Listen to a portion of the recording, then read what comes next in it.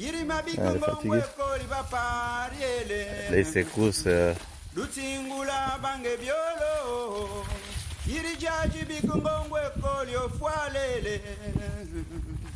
Lutsingula bibundele irirungu mongu bapariero ilie tatolo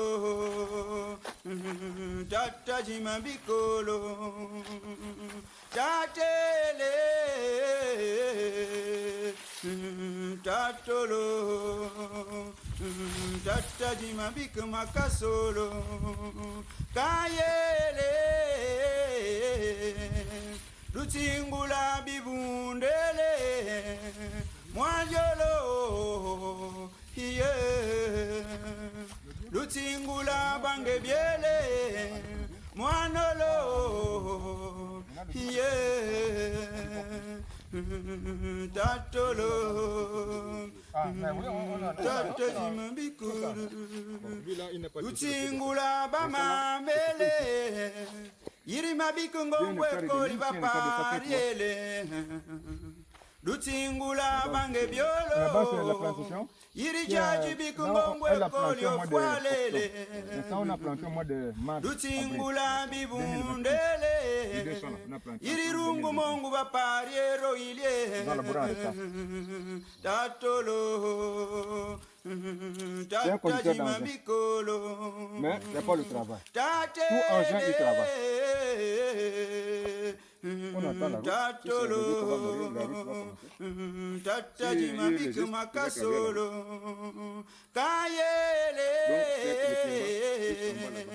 Lutsingula bibundele Mwajolo hiye Lutsingula bange biele Mwanolo hiye Tatolo Tatajimambikuru Lutsingula bamambele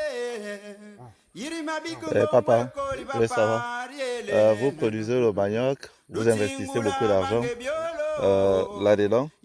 Et quand vous récoltez, vous avez déjà des clients fidèles chez qui vous vendez le manioc? Bon, il y a des femmes qui quittent Amouila. Oui. Les femmes qui quittent Amouila viennent faire la campagne. Quand ils viennent pour leur histoire de mandarines, pamplemousse, on voit ce que tu peux avoir, 10 sachets de manioc. On met les sachets vides. Maintenant, pour le manioc, quand? Parce que le manioc fait 3 jours dans l'eau.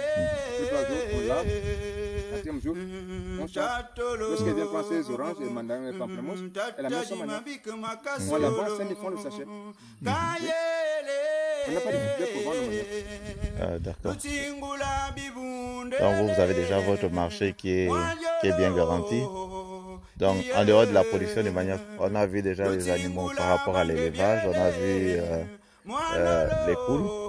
Est-ce que vous faites aussi la banane ou bien autre chose? La banane, maintenant, on ne peut plus faire la banane à cause de l'éléphant qui nous embête. L'éléphant nous embête. Okay. Si c'était à l'époque des mangues, là, même là, ils sont venus là. Ils ont monté là, ils sont passés là. Ils ont vu. Deux fois que les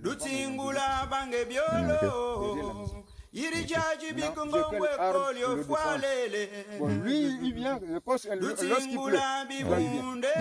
Parce que quand il ne pleut pas, il ne peut pas venir. C'est quand il pleut, c'est qu'il dehors, c'est là, les femmes viennent beau. Deux fois que les femmes disent ici. Maintenant, je lui mets la banane. Nous, c'est pas la forêt qui m'a pour planter la banane. On a des forêts, les bananes, les tarots, ça pousse, tout ça pousse. Okay. Donc, ici, vous vendez le manioc, donc les timbas, trempés, et les timbas. Okay. Et en sac, ça coûte combien? 10 000 le sac. Toujours les femmes qui viennent de Mila, Livola. Ah d'accord. Vous vendez aussi les bouchures? Oui, là, à ce moment-là, j'ai 12 sacs. On va couper les bouchures, un sac de bouchures, ça coûte 5 Il y a une personne qui a 15 hectares sur la Mouila qui demande 200 sacs. D'autres ont pris. Moi, j'ai pris. C'est lui qui s'occupe à couper les... Et vous connaissez quand même les noms de vos variétés de manioc que vous utilisez? En français, je ne peux pas dire que non. Non, en langue, Oui. en langue. En langue, je connais.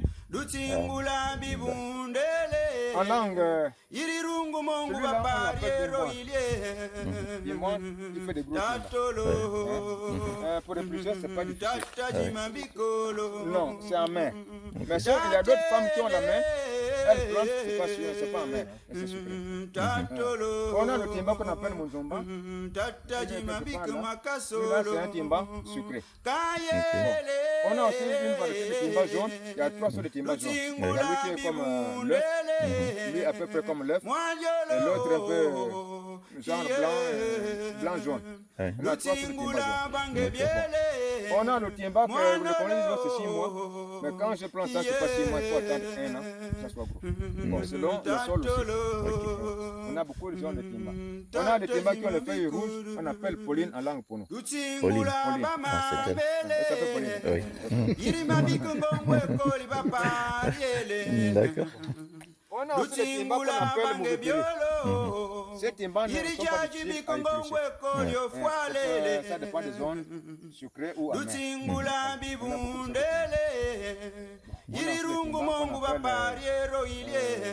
Les feuilles de coton. Ces feuilles sont pliées comme le coton. Ok. Oui. Mais ils produisent aussi beaucoup.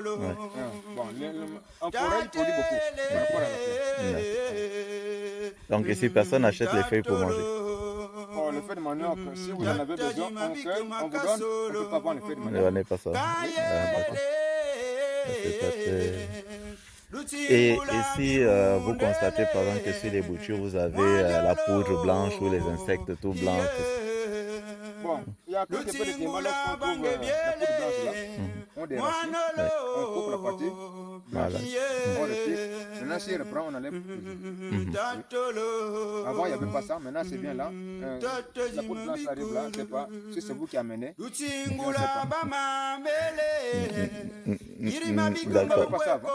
Ok. Donc on a, comme les autres ils étaient en train d'expliquer là, dans le projet là, on a, on va dire plusieurs acteurs avec qui on est censé travailler. Il y a les producteurs, par exemple vous, qui faites les plantations, vous avez votre manioc. Il y a les éleveurs, vous faites aussi l'élevage. Et il y a ceux qui sont dans les services, qui font les, par exemple, ceux qui assurent le transport. Si vous faites par exemple vos timba ici, vous avez récolté plusieurs sacs et que vous deviez transporter ça par exemple d'ici jusqu'à la route, tout ce que vous n'arrivez pas à faire, vous avez plusieurs sacs.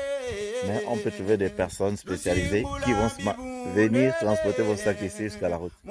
Et une autre équipe aussi, des prestataires de services, qui vont transporter les sacs par exemple de votre village jusqu'en Ndindi. Voilà.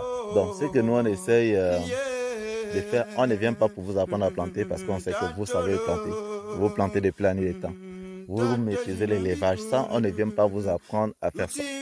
Ce que nous on fait, c'est vous donner des techniques pour pouvoir déjà améliorer votre production et vous montrer comment vous organiser pour pouvoir gagner de l'argent à travers votre activité agricole. Parce que ça, c'est l'or. Comme disait Mwandi, on a tous travaillé avec lui quand il était ministre. Lui, il appelait ça le pétrole vert. Dans les autres pays, on appelle ça le pétrole vert.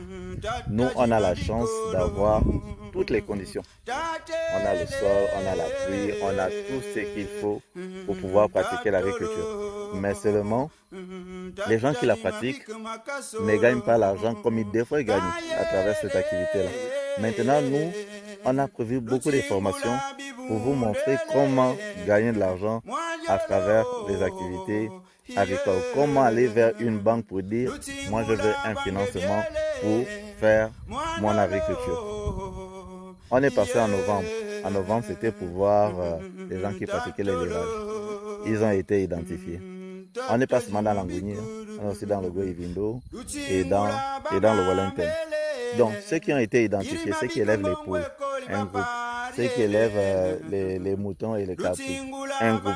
Ceux qui élèvent les porcs, ils forment aussi un groupe. Ils ont déjà été identifiés. Dans l'Angouni, on a près de 80 personnes. Donc, dans 2 semaines, pour l'élevage. Oui. Non, je suis en train de vous donner l'information. Dans 2 semaines, Dans 2 semaines, il y aura des formations qui vont commencer à partir du 16. Les gens qui font l'élevage, on va vous inviter à Mouila. Si vous voulez suivre la formation par rapport à l'élevage des poules, comment on fait toujours pour gagner de l'argent, vous allez faire ça. Si c'est par rapport à la production des œufs, vous aurez la formation et tous les documents qui vont dans ce sens-là. Si c'est pour les moutons, vous aurez la formation et tout ce qui va dans ce sens. Et si c'est pour les porcs, on va faire également la même chose. Je vais dire dans 2 semaines. Monsieur Kumba Jules, il va vous appeler. Donc, on a des participants qui sont ici en Ndéndé. On va, disons la Dola. On va inviter ceux qui sont dans la Loueti ou à nous, jusqu'à Malinga, les gens de Malinga, tout le monde, les gens de Nimongo. On va tous vous inviter à Mouila pour pouvoir suivre la formation. Et ce sera la première formation. Là maintenant, ce qu'on fait dans les cours, c'est voir ceux qui font les plantations.